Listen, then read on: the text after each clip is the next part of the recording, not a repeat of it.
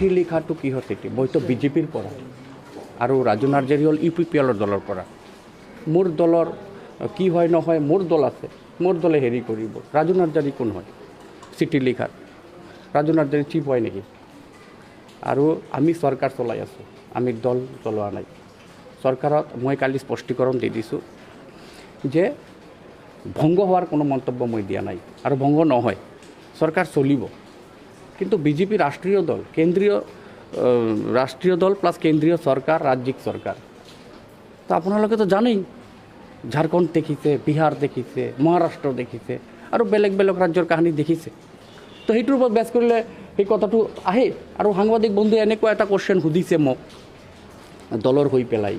তো মই দলৰ এজন নিষ্ঠাবান কাৰ্যকৰ্তা প্ৰথমেতো মোৰ দল প্ৰথমে দল হিচাপেহে মই নিৰ্বাচিত হৈ আহিছোঁ তাৰপিছতহে মই EM হৈ আছোঁ তো সেইকাৰণে দলৰ প্ৰায়ৰিটি ফাৰ্ষ্ট তো দলক যদি কোনোবা অৱজ্ঞা কৰে বা নেগলেক্টিং কথা কয় তেনেহ'লেতো নিশ্চয় তাক প্ৰতি উত্তৰ দিবই লাগিব তো আৰু মই কৈছোঁ যে সেইটো মই চৰকাৰী কাৰ্যক্ৰম নাছিল দলীয় বৈঠক আছিল সেই দলীয় বৈঠকত যেনেকুৱা কথা কৈছে সেই কথাৰ পৰিপ্ৰেক্ষিতত মই উত্তৰ দিছোঁ যে বিজেপি শক্তিশালী দল বিজেপি পাৰে কিন্তু এইটো মতলব নহয় যে ভাঙি দিব এইটো মই কোৱা নাই এইটো তেওঁ অলপ কালাৰ কৰিছে কাৰণ আৰু কেইদিনমান আগতে এই যে পাৰিষদসকল এই আমাৰ কি ৰাজ্যিক সভাপতিসকলৰ লগত ধৰা নাই হাইকমাণ্ডৰ লগত ধৰা নাই এইবিলাক মিডিয়া সাংবাদিক চেনেলৰ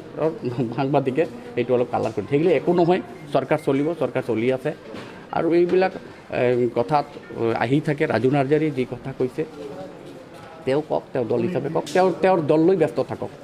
আমাৰ বিজেপি লৈ ব্যস্ত থাকিব নালাগে নহয় বিজেপিৰ দলৰ কোনে কি কৰিছে নকৰিছে এইটো this is our look out Raju Narzary UPPLত মাথা মাৰক UPPL দল লৈ চিন্তা কৰক আপোনাৰ দল ষ্ট্ৰং কৰক আপোনাৰ দল বেটি ষ্ট্ৰং কৰক বিজেপিক আপুনি শিকাব নালাগে নহয় বিজেপি ৰাষ্ট্ৰীয় দল হয় তো সেইকাৰণে আৰু বেছি নকৰোঁ এই আজি ভাল লাগিছে প্ৰতিমূৰ্তি স্থাপন কৰিছোঁ আৰু অহা নেক্সট আমি কোকৰাঝাৰ গোসাইগাঁও RNB হস্পিটেলত কৰিম আৰু কাজলগাঁও হস্পিটেলত কৰিম